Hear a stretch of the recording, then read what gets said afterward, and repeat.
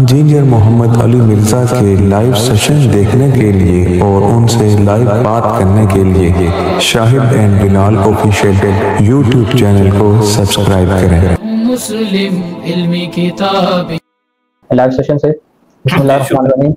پہلا سوال ہے علی بھائی، آج کے سید کا کتنا اہتمام کرنا ہوگا غدیرہ قوم کی حدیث کے مطابق؟ اہتمام نہیں ہے، احترام لکھا ہوا ہے جناب۔ جی احترام سے اہتمام تو ہوتا ہے، آج کے دن تو اہتمام کرنا ہے آپ نے، بڑے گوشت کی بریانی کا، نہاری کا، ان چیزوں کا اہتمام کرنا ہے، ٹھیک ہے، اور بڑے احترام کے ساتھ سامنے پلیٹ میں سجا کے اسے کھا لینا ہے۔ دیکھیں جی، سید جو ہے، احترام تو ہیومن ڈگنیٹی میں ہر انسان کا کرنا ہے، ہر مسلمان کا کرنا ہے۔ باقی جو اسپیسیفکلی احترام ہے وہ یہ ہے کہ سید کو آپ نے صدقہ اور خیرات اور زکوٰۃ نہیں دینی، یہ آپ نے ان کا احترام کرنا ہے۔ جی نیکسٹ۔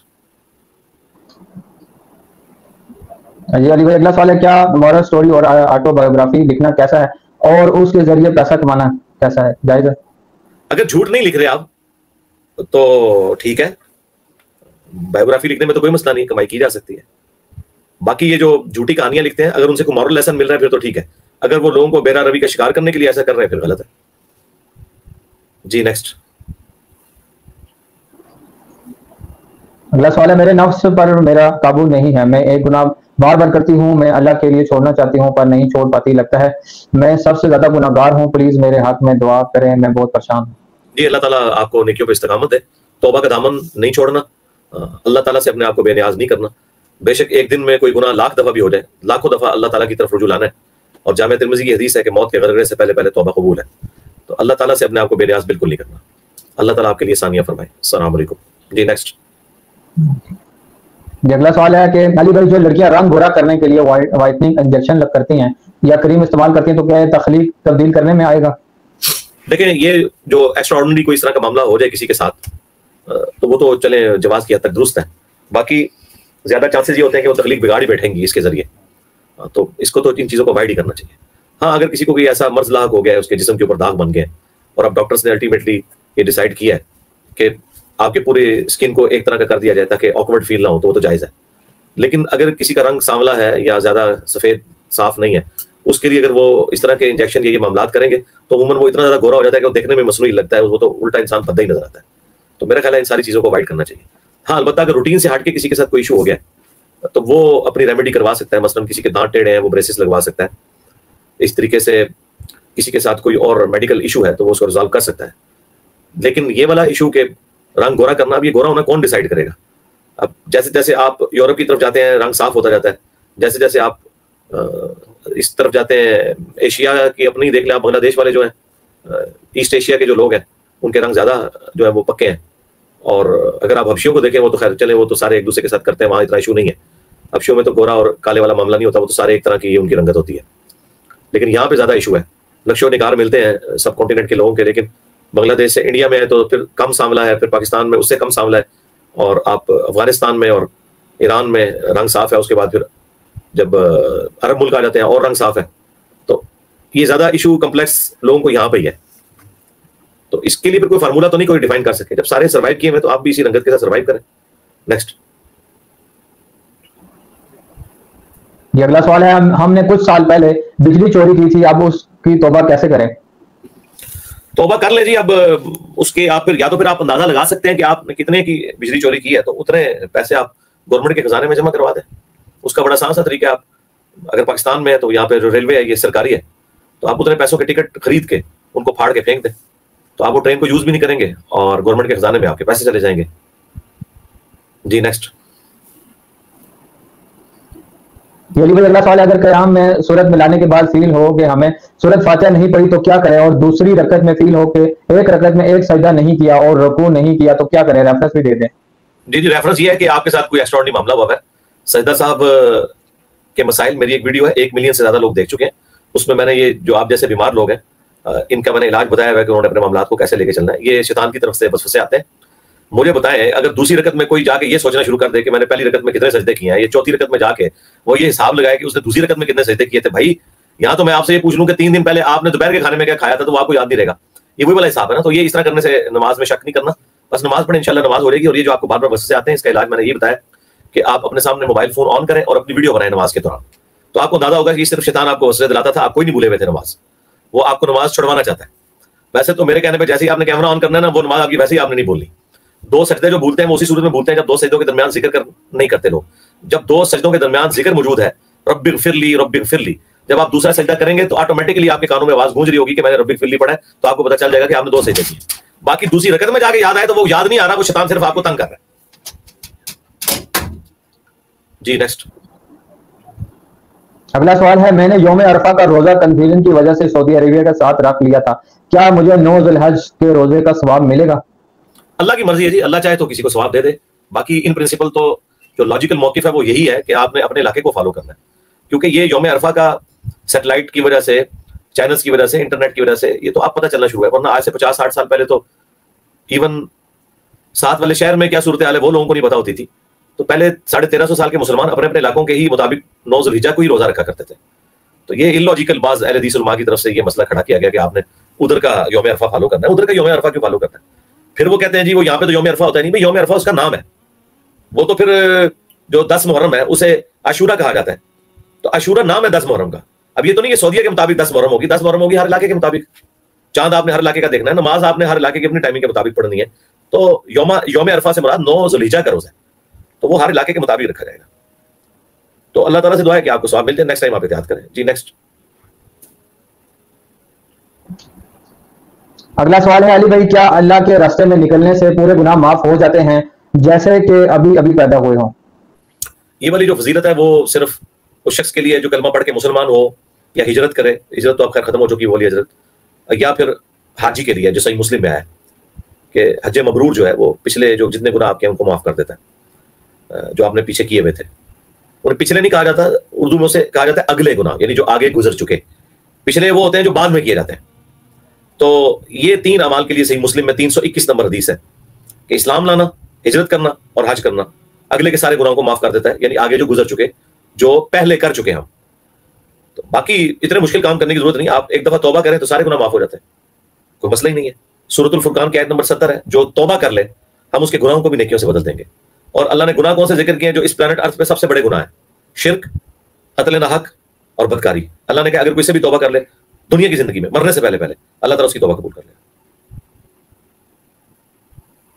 جی نیکسٹ.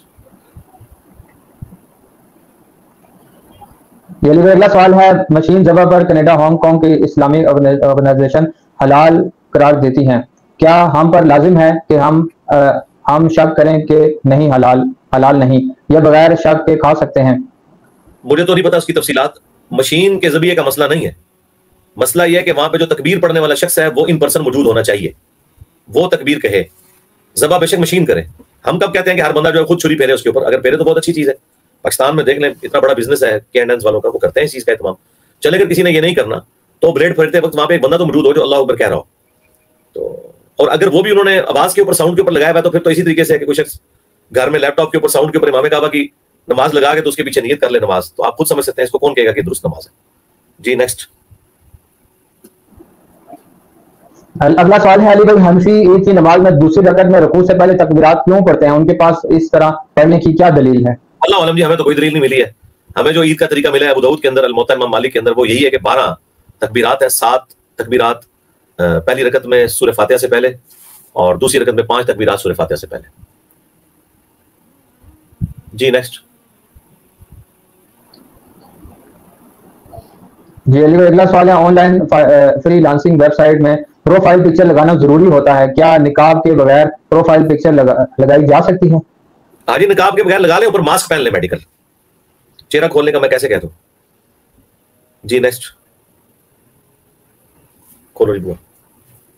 علی بھائی اگلا سوال ہے, علی بھائی میرے بابا محرم میں کوئی نیاز کھانے کی چیز دوسروں سے نہیں لیتے کیونکہ ان کو لگتا ہے کہ وہ نیاز ہی ہوگی بھلے وہ بولیں کہ اللہ کے نام کی ہی ہے, تو کیا ان سے نہ لینا ان کی دل آزاری نہیں ہوگی؟ دیکھیں اسی طرح کے جو سخت رویے ہیں انہوں نے بیسیکلی دعوت حق کو نقصان پہنچایا ہے, اور میں ان لوگوں کے اخلاص میں بھی شک نہیں کرتا. ان کی بھی اہمیت اللہ کے لیے ہے, ایسا نہیں ہے کہ یہ کوئی انسان سے نفرت کرتے ہیں کوئی ذاتی طور پہ. لیکن اس طرح کے غلط رویوں نے بیسیکلی لوگوں کو یعنی ایک دوسرے سے دور کیا ہے. علمی اختلاف آپ رکھیں لیکن ملنا جلنا کھانا پینا یہ چیزیں الگ نہیں کرنی چاہیے. لہٰذا ایسا جو معاملہ ہے اس طرح کا رویہ اختیار کرنا میرے نزدیک تو یہ سخت رویہ ہے. اگر وہ یہ کہتے ہیں کہ اللہ کے نام کیا تو نیاز لینے میں کوئی حرج نہیں ہے. جی نیکسٹ. اگلا سوال ہے میرے فادر مسلم ہیں اور مدر کرسچن، میں بھی مسلم ہوں، کیا میری مدر جتنی بھی اچھی اور نیک ہوں وہ جنت میں کبھی نہیں جا سکتی؟ لیکن خدا کے لیے سب سے سینسٹیو چیز جو ہے نا وہ یہ ہے کہ یہ دنیا اس نے اس لیے نہیں بنائی ہے کہ لوگ اسی کو نہ پہچانے. اللہ کو اس سے کوئی غرض نہیں ہے کہ دنیا میں کس نے کتنا اچھا پرفارم کیا ہے مخلوق کے پوائنٹ آف ویو سے یا باقی معاملات میں، جب تک کہ اللہ کو سیریس نہیں لیتا. ہاں اللہ کو سیریس لے تو پھر ظاہر ہے اس کے بعد سب سے بڑی چیز یہی ہے جو ماں باپ اپنی اولاد کے لیے کرتے ہیں یا اولاد اپنے ماں باپ کے لیے. لیکن ظاہر ہے کہ اگر خدا کو نہ پہچانا تو زندگی پہ تو لعنت ہے. ایسی زندگی کا کیا کرنا کہ انسان اپنے کریٹر کو نہ پہچان سکے. تو اس کو لاجیکلی سمجھ بھی آتا ہے کہ اس کائنات میں اگر کوئی چیز کوئی ہستی تھی کہ جسے نہ بلایا جاتا وہ اللہ ہی کی ذات تھی. باقی تو سب گیون سرکمسٹانسز میں رشتے اسی کے دیے ہوئے ہیں جو وقت کے ساتھ ساتھ ختم ہو جانے ہیں اور ہم نے خود بھی مر کے مٹی کے نیچے چلے جانا ہے. تو اصل جو رشتہ ہے انسان کا جو مضبوط ہونا چاہیے وہ خدا کے ساتھ ہے. اور پھر خدا کے ریفرنس کے ساتھ ہر رشتے کی قدر کرنا. یہ میں نہیں کہہ رہا فینیٹکس کی طرح کہ آپ نے خدا کا حق پورا کرنا ہے اور اس کی مخلوق کے حق نہیں پورے کرنے. اس کے مخلوق کے حقوق بھی اسی کے بتائے ہوئے ہیں. میں تو حقوق اللہ اور حقوق العباد میں اس اعتبار سے فرق ہی نہیں مانتا. حقوق العباد بھی اللہ کے بتائے ہوئے ہیں. اللہ ہی نے ماں باپ کے ساتھ اس نے سلوک کا حکم دیا. لہٰذا جو ماں باپ کے ساتھ اس نے سلوک نہیں کرتا یا ماں باپ اولاد کے ساتھ اس نے سلوک نہیں کرتے وہ حقوق العباد نہیں حقوق اللہ میں بھی گڑبڑ کر رہے ہیں. اس پہ ان کی پکڑ ہوگی. تو خدا سے زیادہ تو کوئی چیز ظاہر نہیں ہے کہ اس کا انکار کیا جائے. تو آپ اپنی والدہ کو میری ویڈیو دکھائیں فرام کریشن ٹو کریٹر. پہلے خدا کا تعارف ہو اس کے بعد اسلام کا تعارف کروایا جائے. جی نیکسٹ. اگلا سوال ہے میری شادی کو بہت سال ہو گئے ہیں، میری کوئی اولاد نہیں ہے، اولاد کے لیے کوئی دعا یا وظیفہ بتا دیں. میرے والد کا چھپے انداز میں کہنا ہے کہ میں بابوں کو نہیں مانتی نہ ہی اجمیر جاتی ہوں، اس لیے یہ سزا ملی ہے مجھے. نہیں اس وجہ سے سزا نہیں ملی ہوئی ہے. اور ان اپنے بابا سے کہیں کہ کسی نومولود بچے کو اجمیر لے جائیں یا کسی بھی دنیا کے مزار پہ اس کا خزانہ کروا کے بتائیں. یہ ساری کہانیاں بنی ہوئی ہیں. اللہ سے ڈر جائیں اس قسم کا عقیدہ رکھنے والے لوگ. سورہ شورا کے آخری رکوع میں ہے کہ اللہ جسے چاہتا ہے بیٹے دیتا ہے، جسے چاہتا ہے بیٹیاں دیتا ہے، جسے چاہتا ہے دونوں دیتا ہے اور جسے چاہتا ہے بے اولاد رکھتا ہے. تو پکی ہے آپ کے والد کے لیے کہ رسول اللہ کی تو ساری بیویاں بے اولاد تھی سوائے حضرت خدیجہ کے یا ایک ماریہ قبطیہ سے ایک ابراہیم پیدا ہوئے ہیں.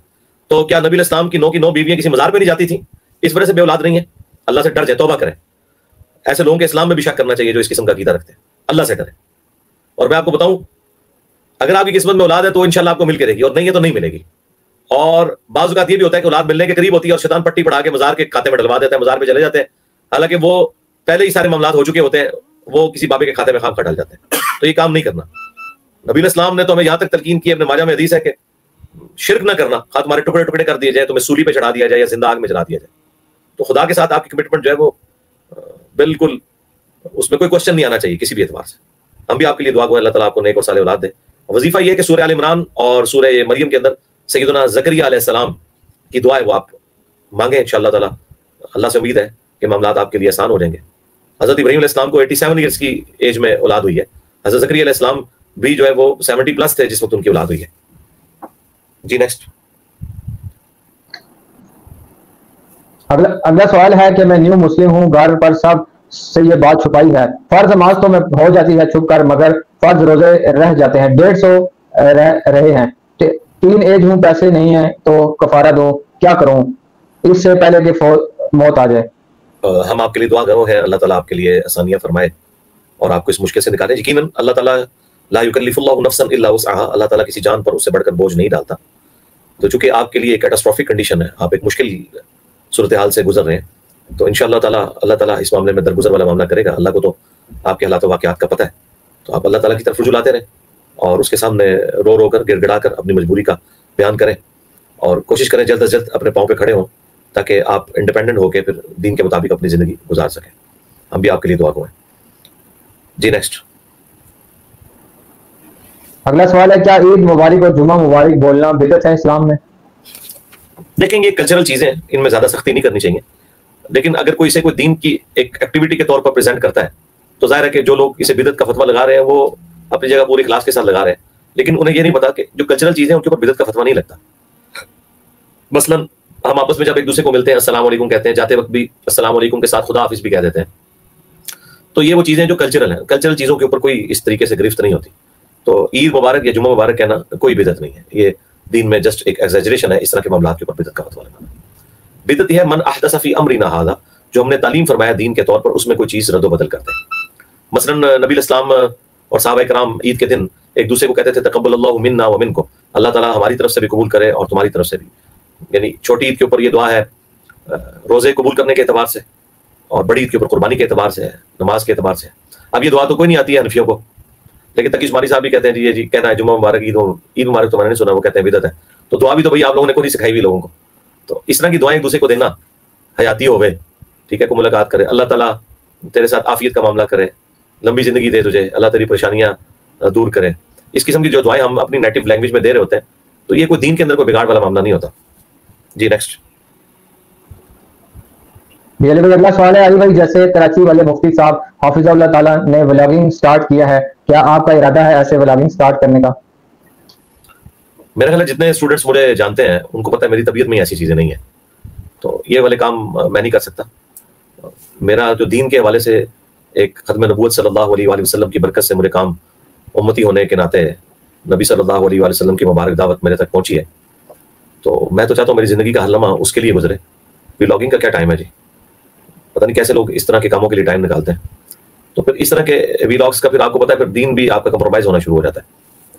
تو اچھی بات ہے جو کر رہے ہیں, ہم انہیں کچھ نہیں کہتے, اس میں کوئی غیر شرعی چیز نہیں ہے, تو اس میں کوئی حرج تو نہیں ہے, جائز ہے کرنا, لیکن میرے لیے یہ پاسبل نہیں ہے. نہ میں اپنی پرسنل زندگی کو کسی کے سامنے اس اعتبار سے پریزنٹ کرنا چاہتا ہوں کہ وہ میری زندگی کو آئیڈیلائز کرنا شروع کر دیں. آپ نے رسول اللہ صلی اللہ علیہ وسلم کی پرسنل زندگی کو فالو کرنا ہے, ان کی تعلیمات سیکھنی ہے اور ان پہ عمل کرنے کی کوشش کرنی ہے. ہر شخص نے اکیلے اپنے رب کے حضور پیش ہونا ہے. قیامت کے دن ہر شخص نے اللہ کے سامنے جواب دے ہونا ہے کہ اس نے اس کے پیغمبر صلی اللہ علیہ وسلم کی کتنی اتباع کی تھی. جی نیکسٹ. اگلا سوال ہے کہ بھائی میں نے اپنے ہسبینڈ کو قرآن پہ ہاتھ رکھوا کر قسم دی تھی کہ وہ شراب نہیں پیئیں گے, اگر پی لی تو ہمارا رشتہ ختم ہو جائے گا, اور اب کچھ دیر بعد انہوں نے پی لی ہے, ٹھیک ہے, تو اب قرآن کا کیا حکم ہے, میں کیا کروں؟ جی قرآن کا حکم تو پہلے ہوتا ہے, بعد میں تو نہیں ہوتا. قرآن کا حکم تو پہلے ہوتا ہے. جو یہ آپ لوگ یہ کام ڈال رہے تھے جب, یہ تو اس وقت قرآن کا حکم پوچھنا تھا نا. اب وہی حکم ہے جو آپ ڈیفائن کریں گے. یعنی آپ نے رشتہ ختم ہونے سے مراد اگر یہ لیا تھا کہ اگر اس نے شراب پی تو مجھے 3 طلاقیں ہوگی اور میں ہمیشہ کے لیے اس کے حق سے نکل گئی, تو فارغ ہو گیا, رشتہ ہمیشہ کے لیے ختم ہو گیا, اب دوبارہ مل بھی نہیں سکتے. سیدھی سی بات ہے. جی نیکسٹ. یہ اگلا سوال ہے, کیا اسلام میں فیمیل کو اسلامک لیکچر دینے کی اجازت ہے جہاں پر دونوں طرح کے لوگ ہوں, میلز اور فیمیل بھی؟ جی اس طرح تو اسلام میں کوئی اجازت نہیں ہے. میلز کو ہی میل دیں گے اور فیمیلز کو فیمیلز دیں گے. البتہ males as a last resort عورتوں کو دے سکتے ہیں, وہ بھی انٹریکشن نہ ہو تو. اس کا تو ثبوت موجود ہے کہ نبی اسلام نے تعلیم دی ہے. باقی اس کے بعد امہات المومنین نے تو صرف وہ نالج دی ہے جو آپ کی آئلی زندگی سے متعلق تھا, ان کے ساتھ تو ایک ماں کا رشتہ تھا. باقی تابعات و تابعات میں کوئی درس و تدریس والا یہ سلسلہ نہیں تھا کہ وہ مردوں کو درس دیتی ہوں. عورتوں کے درس صرف عورتوں کے لیے ہونے چاہیے. جی نیکسٹ. اگلا سوال ہے, جانور جو تکلیف اٹھاتے ہیں ان کو اس کا کیا بدلہ ملے گا, کیونکہ ان کے لیے تو جنت جہنم نہیں ہے, اور دوسرا کچھ بھی نہیں ہوتا, ایک ہی سوال ہوتا ہے. ہاں جی یہ ڈنڈی مارنی ہے, ایک وقت میں ایک ہی سوال لکھنا ہے. تو جانور جو تکلیف اٹھاتے ہیں نا, وہ جو تکلیف انہوں نے اٹھائی اس کے بعد جو بھی معاملہ ہوا, ان کی فیلنگ ہم تو محسوس نہیں کر سکتے. جانور ہوں, باقی مخلوقات ہوں, انسان اور جنوں کے سوا, وہ سب کی سب اللہ تعالیٰ کی اوبیڈینٹ ہے. آپ صرف جانوروں کی تکلیف کو دیکھ رہے ہیں, درخت کتنے کٹتے ہیں روزانہ, وہ اللہ نے ان کو پیدا اس لیے کیا کہ وہ کٹیں گے اور انسانیت کی خدمت کے لیے. یہی تو قرآن میں اللہ نے کہا ہے کہ جو کچھ آسمان اور زمین میں ہم نے مسخر کر دیا انسان کے لیے, یہ ساری کی ساری چیزیں انسان کی خدمت میں لگی ہوئی ہیں. اس طرح تو آپ کچھ بھی نہیں کر سکتے ہیں. آپ کھانا کھاتے ہیں, روٹی کھاتے ہیں, تو اس کو بھی تو آپ قتل کر رہے ہیں, روٹی کو بھی. اس سے پہلے گندم کا کچومر نکال کے آٹا بنا رہے ہیں, گندم کے ہر دانے کو آپ نے قتل کیا ہوا ہے. تو وہ یہ کوئی قتل نہیں ہے, نہ کوئی اس کی کوئی تکلیف اٹھانا ہے, وہ پیدا اس لیے ہوئے ہیں. اس طرح یہ جانور بھی اسی کے لیے پیدا ہوئے ہیں, اور وہ خوشی محسوس کرتے ہیں کہ جس کام کے لیے اللہ نے ہمیں پیدا کیا تھا ہم اس کام کے لیے استعمال ہو گئے. آپ کوئی ٹینشن نہ لیں. صرف ایک حدیث مسلم میں ملتی ہے کہ اگر دنیا میں کسی سینگ والی بکری نے بغیر سینگ والی بکری کو مارا ہوگا تو اللہ تعالیٰ دونوں کو زندہ کر کے بدلہ دلوائے گا, بس اس سے زیادہ کچھ نہیں ہے. جی نیکسٹ. اگلا سوال ہے, میرے گھر ایک لڑکی کو اس کی شکل پر ٹانٹ مارے جاتے ہیں اور اس کے گھر والوں سے ہی, اور وہ ڈپریشن میں چلی جاتی ہے اور روتی ہے, اس کا تو کوئی قصور نہیں, ایسے میں وہ کیا کرے بیچاری؟ وہ کیا کرے گی, وہ تو بیچاری کچھ بھی نہیں کر سکتی, وہ صبر ہی کر سکتی ہے اور وہ اللہ کی طرف رجوع لائے. اور مسئلہ تو یہ ہے کہ جو یہ کام کر رہے ہیں ان کو اللہ سے ڈرنا چاہیے کہ اللہ تعالیٰ ان کو کسی ایسی آفت میں مبتلا نہ کرے دنیا میں ہی. آخرت میں تو ان کا عذاب پکا ہے انشاءاللہ. ایک چیز اللہ کے فرشتے نوٹ کر رہے ہیں, ایسے لوگ جہنم میں پھینکے جائیں گے. باقی دنیا میں بھی بعض اوقات اللہ تعالیٰ کی طرف سے کوئی عذاب آ جاتا ہے. ہم تو زیادہ تر دنیا کے عذاب سے ڈرتے ہیں نا, اس لیے میں ڈرا رہا ہوں ان کو کہ دنیا میں آپ پہ اس طرح کا کوئی عذاب آ سکتا ہے. آخرت وہ انشاءاللہ اللہ نے وہ کرنا ہی کرنا ہے, آخرت والا معاملہ, جب تک کہ یہ بچی معاف نہیں کرے گی جس کے ساتھ آپ یہ لوگ کر رہے ہیں. مسلم شریف میں حدیث ہے, نبی السلام نے کہا جانتے ہو کہ مفلس کون ہے؟ صحابہ نے کہا ہم تو مفلس اسی کو سمجھتے ہیں جس کے پاس دنیا کا مال نہ ہو. آپ نے فرمایا میری امت کا مفلس وہ ہوگا جو قیامت والے دن پہاڑوں کے برابر نیکیاں, نماز, روزہ, حج, زکات کی لے کے آئے, لیکن اس حال میں کہ دنیا میں کسی کا دل دکھایا یا کسی کا خون بہایا یا کسی کو ڈانٹا یا کسی کو مارا یا کسی کو پیٹا یا کسی کو ذہنی کوفت دی, کوئی ٹینشن دی, تو قیامت کے دن ایک ایک کر کے سب لوگ آ کے اس سے اس کی نیکیاں لے جائیں گے, کیونکہ آخرت میں تو کرنسی نیکیاں ہیں. بخاری میں حدیث موجود ہے کہ جس نے کسی کے ساتھ کوئی معاملہ کرنا ہے دنیا میں کر لے, آخرت میں نیکیاں دینی پڑیں گی. اچھا, یہ مسلم کی جو حدیث ہے مفلس والی, یہ آگے چلتی ہے. نبی اسلام کہتے ہیں کہ پھر اس شخص کی ساری نیکیاں ختم ہو جائیں گی, ابھی بھی کچھ لوگ باقی ہوں گے جن کا حق اس نے دینا ہوگا. تو اللہ تعالیٰ فرمائے گا کہ اب تیرے پاس نیکیاں تو ختم ہو گئی, لہٰذا جن لوگوں کا حق تو نے دینا ہے ان کے گناہ تیرے کھاتے میں ڈالے جائیں گے اور اسے اینڈ پہ اوندا منہ کر کے جہنم میں پھینک دیا جائے گا. یہ اینڈ رزلٹ ہونا ہے جی اس لڑکی کے گھر والوں کا. جی نیکسٹ.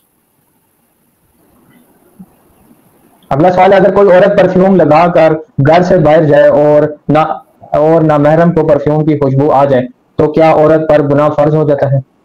گناہ نہیں, غسل لکھا ہوا ہے. جی سوری, غسل فرض ہو جاتا ہے. آپ بھی پف سے ہیں لگتا ہے.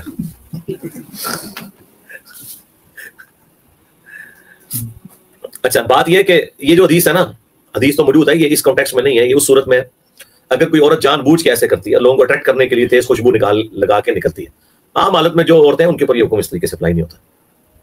جی نیکسٹ. جی اگلا سوال ہے, حدیث کے مطابق زرہ پر ہاتھ رکھنا ہے, لیکن آپ جس طرح بیان کرتے ہیں اس حساب سے زرہ پر زرہ رکھتے ہیں, لیکن حدیث میں تو ہے کہ زرہ پر آپ کا ہاتھ آنا چاہیے. آپ کی بات بالکل درست ہے. یہ الفاظ اگر حدیث میں ہوتے تو آپ کے لیے سمجھنا زیادہ آسان ہوتا اگر ہم زرہ پہ زرہ کہتے ہیں. اب ہاتھ کا ذکر ہے کہ ہاتھ زرہ پہ رکھتے ہیں, تو ہاتھ سے مراد آپ کیا لے رہے ہیں؟ اگر تو آپ ہاتھ سے مراد یہ اتنا پورشن لے رہے ہیں تو پھر زرہ کے کس حصے پہ رکھنا ہے؟ اس حصے پہ رکھنا ہے, اس حصے پہ رکھنا ہے, یا یہاں پہ رکھنا ہے؟ کیونکہ یہ پورا ہی زرہ ہے نا. تو کیا ایسے رکھنا ہے ہاتھ کو زرہ پہ؟ تو زرہ تو نہیں ہوگی. جب زرہ کا لفظ بولا جا رہا ہے نا, لیفٹ والی زرہ ہے, تو زرہ ہے یہاں سے لے کے یہاں تک, تو یہ ہاتھ ایسے ہی آنا چاہیے. کیونکہ آپ والی بات اگر میں مانوں پھر ہونا چاہیے تھا ہاتھ پر ہاتھ رکھنا چاہیے, تو یہ تو لکھا ہوا. بلکہ ابو داؤد اور نسائی میں ہے کہ نبی اسلام نے اپنا دایاں ہاتھ بائیں رسخ کہتے ہیں انگلیوں سے لے کے کلائی تک, کف اسے کہتے ہیں کلائی کو, اور ساعد پر رکھا. ساعد کہتے ہیں کف سے لے کر کونی تک کو. تو یہ اسی صورت میں ہی بنتا ہے کہ بیک وقت یہ سارا اس کے اوپر آ جاتا ہے. اچھا, ایسے بھی آپ رکھنا چاہتے ہیں تو یہ تو درمیان میں کر کے بنتا ہے. تو دوسرا ہاتھ کا لفظ صرف اتنے پورشن کے لیے بولا جاتا ہے جب چور کے ہاتھ کٹے, ورنہ یہ پورے کے لیے بھی ہاتھ کا لفظ بولا جاتا ہے. جس کا ثبوت یہ ہے کہ جب نماز شروع کرتے ہیں تو ہم دونوں ہاتھوں کو کندھوں تک اٹھاتے ہیں, اس میں ہم صرف جو ہے نا یہ یوں کر کے نہیں اٹھا رہے ہوتے بلکہ پورے ہاتھ اٹھتے ہیں. یہ پورے کے لیے بھی ہاتھ کا لفظ بولا جاتا ہے. شولڈر سے لے کے یہاں تک اس کو بھی ہاتھ کہا جاتا ہے. تو دونوں معنوں کو اگر لیا جائے تو ہاتھ پہ ہاتھ یہیں رکھا جا سکتا ہے, ہاتھ کو زرہ کے اوپر, اس سے آگے نہیں آپ جا سکتے. اس سے بھی پیچھے بھی آئیں گے تو وہ بھی غلط ہوگا. تو کوئی ایسا مسئلہ نہیں, آپ ہاتھ چھوڑ کے پڑھیں, کوئی مسئلہ نہیں, دونوں طریقے دوست. جی نیکسٹ. اگلا سوال ہے کہ برتھ ڈے کے حوالے سے آپ نے ویڈیو میں کہا ہے کہ یہ دنیاوی معاملہ ہے, مذہبی ایکٹیویٹی نہیں ہے, تو بنا سکتے ہیں, مگر برتھ ڈے کی تمام ہسٹری اگر ہم پڑھیں اور بائبل میں بھی یہی مینشن ہے. کیا مینشن ہے؟ مذہبی ایکٹیویٹی ہے. جی میرے خیال سے یہی کہنا چاہ رہی ہوں. نہیں, مذہبی ایکٹیویٹی نہیں ہے, یہ صرف جذباتیت ہے جی. لوگوں کی چیزیں جذباتیات کے ساتھ جڑی ہوئی ہیں. جو چیز کلچرل طور پر آ چکی ہوئی ہے کسی کلچر کے اندر, یہ مذہبی ایکٹیویٹی ہم اس وقت مانیں گے جب آپ کرسچینٹی جو اسٹیبلش ہے اس میں اس کو مذہبی ایکٹیویٹی کے طور پر مانا جاتا ہو. ورنہ تو لوگوں نے ٹائی کو بھی جوڑ دیا ہوا ہے سلیب کے ساتھ. حالانکہ آپ کرسچن سے پوچھیں وہ کہتے ہیں ٹائی کا کوئی لینا دینا نہیں سلیب کے ساتھ, سلیب تو الگ سے ہے. اس طریقے سے ہندوؤں کا ماتھے پہ سندور لگانا یہ مذہبی ایکٹیویٹی ہو سکتی ہے. سکھوں کا کڑا پہننا یہ مذہبی ایکٹیویٹی ہو سکتی ہے. برتھ ڈے کہاں سے مذہبی ایکٹیویٹی ہے؟ مجھے ذرا وہ حوالہ دیں کس یعنی مذہبی ایکٹیویٹی جس کو وہ مذہبی ایکٹیویٹی کے طور پر منا رہے ہوں, پھر اس کو ہم دیکھیں گے کہ کیا اس کو کس حوالے سے یہود و نصارہ کی مشابہت کہا جائے گا. تو پھر اگلا کوئی فیصلہ ہو سکتا ہے نا, اس طریقے سے نہیں ہو سکتا. تو وہ آپ اتھینٹک چیزیں لے کے آئیں, اگلی بار پریزنٹ کریں, ہم انہیں دیکھتے ہیں. پھر کرسچن جو کئی میرے دوست ہیں جو پادری ہیں جاننے والے, میں ان سے رابطہ کروں گا کہ ہاں جی آپ کی مذہبی ایکٹیویٹی ہے کہ نہیں. تو وہ اگر اس کو مانیں گے تو پھر آپ کی بات درست ہوگی, اور اگر نہیں مانیں گے تو صرف کہنے سے نہیں کسی کی مذہبی ایکٹیویٹی بن جاتی. وہ تو مسلمانوں کے علماء کہتے ہیں کہ ٹائی پہننا مذہبی ایکٹیویٹی ہے. یہ ڈاکٹر ذاکر نائک دنیا پہ اگر نہ آتا تو یہ ابھی تک ٹائی مذہبی ایکٹیویٹی کے طور پہ شمار ہو رہی تھی. میری بات کسی نے نہیں ماننی تھی. اب کم از کم ذاکر نائک کی وہ ٹائی پہننے کی وجہ سے ایٹ لیسٹ سلفیوں نے مان لیا کسی حد تک کہ یہ اس میں نہیں آتا, لیکن رہ گئے بریلوی دیوبندی, وہ تو نہیں ماننے کے لیے تھے. تو اس لیے اس کو بڑی احتیاط کے ساتھ کوئی شریف فتویٰ لگانا ہوگا, اس طریقے سے معاملات نہیں ہو سکتے. جی نیکسٹ. اگلا سوال ہے, عرفہ اور عاشورہ کے روزے کے ساتھ میں رمضان کے قضا روزے کی نیت کر سکتی ہوں, قضا روزے ادا ہو جائیں گے؟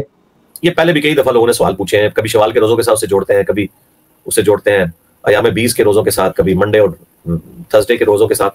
دیکھیں یہ جو نفلی روزے ہوتے ہیں نا, اگر آپ نفلی روزوں کی نیت اسپیسیفکلی کسی ثواب کے اعتبار سے کیے ہوئے ہیں تو اس میں تو فرض روزہ نہیں ہو سکتا. یہ تو حقیقت بات ہے. جس طرح شوال کے 6 روزے, اس میں واضح حدیث ہے مسلم شریف میں کہ جس نے رمضان کے روزے رکھے اور اس کے بعد 6 روزے رکھے شوال کے, یعنی 36 روزے, تو ایسا ہے جیسے اس نے پورے سال کے روزے رکھے. اور اس کو پھر باقاعدہ المستدرک للحاکم کی حدیث میں پریزنٹ کیا گیا کہ یہ کیوں ہے, اس کے پیچھے ریزن کیا ہے کہ پورے سال کے روزے کیوں ہیں, کیونکہ اللہ کے ہاں ایک نیکی 10 کے برابر ہے. تو جب رمضان کے آپ 30 روزے رکھتے ہیں نا تو وہ 300 روزے بن جاتے ہیں ملٹیپلائی بائی 10, اور جب آپ شوال کے 6 روزے رکھتے ہیں تو ملٹیپلائی بائی 10 وہ کتنے ہو جاتے ہیں 60. یہ نبی صاحب نے باقاعدہ کیلکولیشن کر کے بتائی ہے, المستدرک للحاکم میں پوری حدیث ہے, میں نے شوال کے 6 روزوں والے اس میں لیکچر میں بتائی ہے. تو وہ جو 60 ہے نا, وہ جب اس کے ساتھ ایڈ ہوتے ہیں تو قمری جو سال ہے لیونر ایئرس کا وہ 355 دنوں کا ہوتا ہے. تو 360 دن راؤنڈ آف کر کے 360 دن کے روزوں کا ثواب آپ کو مل جاتا ہے وہ 6 شوال کے روزے رکھنے کی وجہ سے. اب مجھے بتائیں, اگر آپ نے وہ 6 روزوں میں رمضان کے چھوٹے ہوئے 6 روزوں کی نیت کر لی ہے جو آپ کے پیریڈز کی وجہ سے چھوٹ گئے تھے, مخصوص ایام کی وجہ سے, تو آپ کے ٹوٹل روزے 36 ہوئے نہیں ہیں. جب تک 36 ہوں گے نہیں, ملٹیپلائی بائی 10 ہو گئی نہیں, 360 بنے گے نہیں, تو پورے سال کے روزوں کا ثواب کیسے ملے گا؟ البتہ جو عام روزے ہیں, جس طرح آپ نے ایام 20 کے روزے یا منڈے یا تھرسڈے کا روزہ, جو ایک نبی اسلام کی روٹین میں روزے ہیں, ان روزوں کی جگہ پہ آپ نیت کریں گے فرض کی قضا کی, اور پھر اللہ سے امید رکھیں کہ چلے میں منڈے کو رکھ لوں تو پیرلل میں منڈے کا بھی مجھے مل جائے, تو کوئی اللہ سے امید کی جا سکتی ہے کہ یہاں پہ کوئی پیرلل والا معاملہ ہو. لیکن اس میں بھی اصل نیت آپ نے فرض روزے کی کرنی ہے. لیکن شوال کے 6 روزوں میں آپ یہ نہیں کر سکتے کہ آپ یہ والا معاملہ کریں. اب یہ عاشورہ اور یوم عرفہ بھی لے لیں, یہ بھی خاص روزہ ہے, اس کی ایک فضیلت ہے کہ یوم عرفہ کا روزہ جو ہے وہ گناہوں کا کفارہ ہے 2 سال کی. اب یہ الگ سے ایک اس کی فضیلت ہے. اب آپ کہیں کہ میں فرض کی قضا کروں پیرلل میں مجھے یہ مل جائے, نہیں, اس کے لیے آپ کو اولاد الادی رکھنا پڑے گا. زیادہ کوئی گنجائش نہیں کر سکتی تو ایام 20 یعنی 13, 14, 15 کا روزہ یا منڈے اور تھرسڈے کا روزہ, کہ وہ ایک نبی اسلام کی روٹین میں روزے تھے. جب اسپیسیفکلی روزوں کی بات کر رہے ہیں جن کے ساتھ فضیلتیں جڑی ہوئی ہیں, وہ آپ نے انڈیپینڈنٹ ہی رکھنے ہیں, چاہے وہ شوال کے روزے ہوں, چاہے وہ محرم کے 2 روزے ہوں 9-10 محرم, چاہے یوم عرفہ کا روزہ. جی نیکسٹ. اگلا سوال ہے, علی بھائی ہمارے جوائنٹ فیملی سسٹم ہے اور میرے کچھ کزن ابھی بالغ نہیں ہوئے بٹ ٹین ایجڈ ہیں, تو کیا ان سے پردہ ہوگا میرا؟ جی پردہ تو ہوگا نا, اب دینی ماحول تو ہونا چاہیے ایٹ لیسٹ, جو ہے وہ حجاب تو کرنا شروع کریں گھر کے اندر. اگر جوائنٹ فیملی سسٹم بعض اوقات مجبوری ہوتی ہے, ایک ہی جگہ رہنا ہوتا ہے, سب کے پاس یہ حالات و واقعات نہیں ہوتے, تو اس میں آپ نگاہوں کا پردہ کرنا ہے. لیکن باقی تو آپ نے چلے مجبوراً چہرہ کھلا رکھنا پڑتا ہے گھر کے اندر, تو ظاہر ہے کہ پاسبل نہیں ہے کہ ہر وقت نقاب کر کے رہیں, تو باقی حصوں کو تو چھپا کے رکھنا ہوگا اور نگاہوں کا پردہ کرنا ہوگا, اور باقی مٹکے سے بچنا ہوگا, انٹریکشن سے بچنا ہوگا. بہتر تو یہ ہے کہ اگر کسی کے پاس ریسورسز ہے تو وہ الگ گھر میں شفٹ ہو. اب ہماری ضروریات بھی تو اتنی بڑھ گئی ہیں نا, اگلے زمانوں میں تو شادی ہوتی تھی تو بس ایک خیمہ ہی اور لگانا ہوتا تھا, میاں بیوی اس پہ شفٹ ہو جاتے تھے. اب تو جناب وہ لادہ گھر تو بعد میں لے کے دینا ہے, پہلے انٹرنیٹ کا کنیکشن وہاں چاہیے, ہاں جی, اور اس کے بعد بجلی کا کنیکشن چاہیے, پانی بیسک نیڈ کے طور پہ چاہیے, یہ ساری چیزیں چاہیے. تو ہماری ضروریات چونکہ اتنی زیادہ بڑھ گئی ہیں کہ پردے کا اہتمام کرنا مشکل ہو گیا ہے, اس اعتبار سے کہ لادہ گھر لوگ افورڈ نہیں کر سکتے, تو اس میں پھر نگاہوں کا پردہ ہوگا. لیکن باقی جسم کو آپ کا اہتمام کرنا ہوگا, یعنی سینے کے اوپر اوڑھنی لینی ہوگی کپڑوں کے علاوہ بھی, اس طریقے سے بال بھی چھپانے ہوں گے, اور چہرہ ایز اے لاسٹ ریزارٹ چلیں انسان کے لیے. گھر میں تو سفوکیشن کا ماحول نہیں ہونا چاہیے نا. جی نیکسٹ. اگلا سوال ہے, ہمارے یہاں کچھ لوگوں نے قربانی کا جانور زندہ ہی یتیم ٹرسٹ والوں کو دے دیا, تو کیا اس طرح ان کی قربانی ہو سکتی ہے؟ نہیں, وہ زندہ انہوں نے یتیم ٹرسٹ والوں کو یہ دیا ہوگا نا کہ عید کے دن وہ قربان کر کے تو گوشت کھائیں, اور اگر ویسے دیا کہ وہ آپ رکھ لیں, اس کو پالیں, اور جب دل کرے آپ کا آپ اس کو ذبح کر لیں, تو قربانی کوئی نہیں ہوئی, یقیناً نہیں ہوئی. قربانی تو انہیں 3 دنوں میں ہونی ہے. تو مجھے تو ان کی گفتگو سے یہ لگ رہا ہے کہ وہ انہوں نے جانور ان کو دے دیا کہ ٹھیک ہے آپ اپنے پاس رکھیں, جب آپ کا دل کرے اس کو آپ ذبح کر لیں, تو اس طرح تو قربانی نہیں ہوگی. قربانی جبھی ہوگی کہ آپ 10, 11, 12 ان 3 دنوں کے اندر 12 کی مغرب سے پہلے آپ نے قربانی کر لینی ہے, ادروائز قربانی نہیں ہوگی.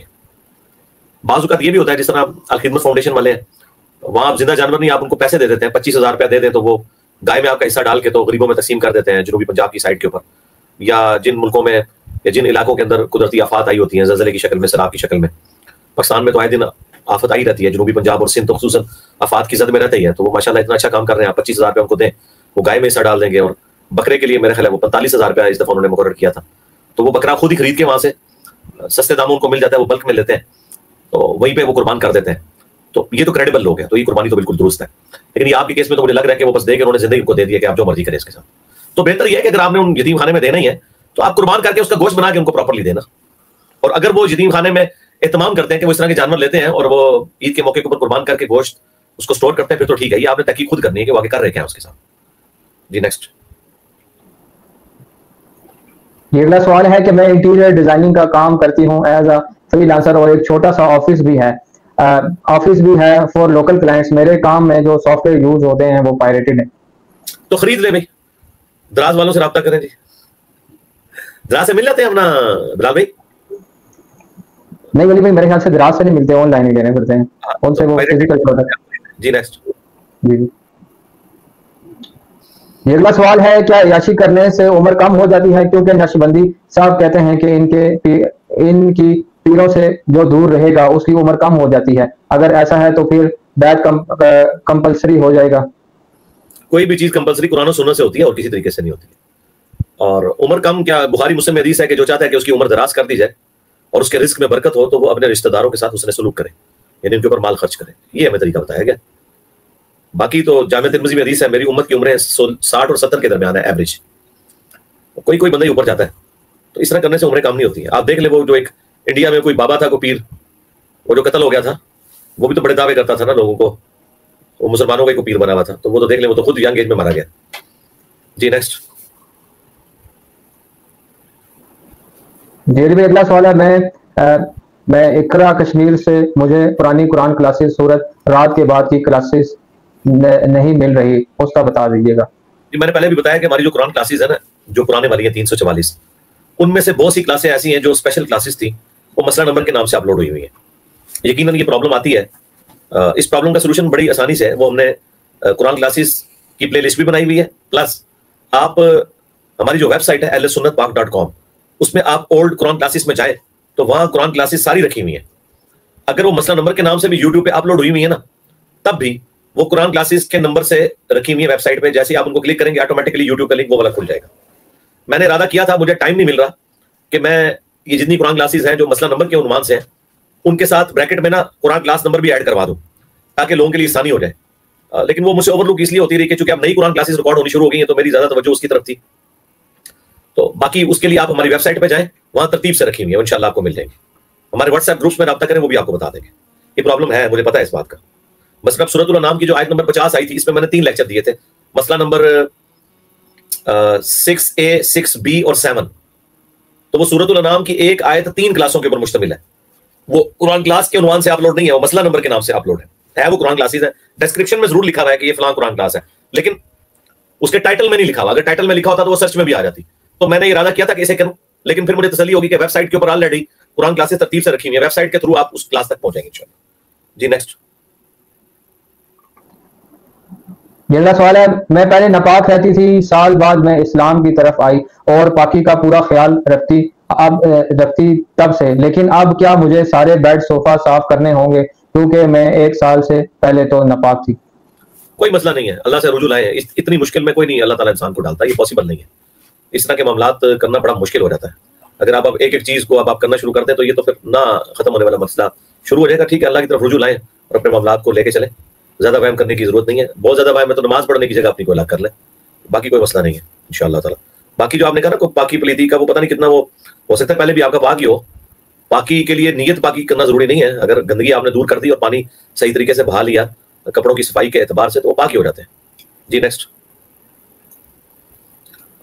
اگلا سوال, اگر کوئی میرڈ مسلم یہ بولے کہ اسلام کے علاوہ دوسرا مذہب صحیح ہے, میں دوسرے مذہب کو مانتا ہوں, لیکن ساتھ ہی بولے نہیں میں اسلام کو مانے ہوں, کیا اسے نکاح پہ کوئی فرق تو نہیں پڑے گا؟ دیکھیں اگر یہ جملہ اس نے بولا ہے نا تو یہ تو کافر ہو گیا نا, نکاح تو ٹوٹ گیا فوراً. لیکن یہ نکاح جو ٹوٹنا ہے وہ ایسا نکاح ٹوٹنا نہیں ہے کہ طلاق واقع ہو گئی ہے. اس کے لیے کہ کلمہ پڑھ کے مسلمان ہوگا, دوبارہ اسی عورت سے نئے حق مہر کے ساتھ نکاح کرے گا. یہ نکاح ٹوٹا ہے, طلاق نہیں ہوئی. طلاق والا معاملہ تو رجوع ہی نہیں نہ ہو سکتا, 3 طلاقیں ہو جائیں تو یہ نکاح ختم ہو گیا اس کا. تو دوبارہ سے اسی عورت کے ساتھ وہ نئے حق مہر کے ساتھ نکاح کرے, اور زیادہ اس کا ڈنڈورا پیٹنے کی ضرورت نہیں. کوئی سے اپنے 2 اعتبار کے بندے بٹھائے اور جاب قبول کر کے تو نکاح کر لیں. جی نیکسٹ.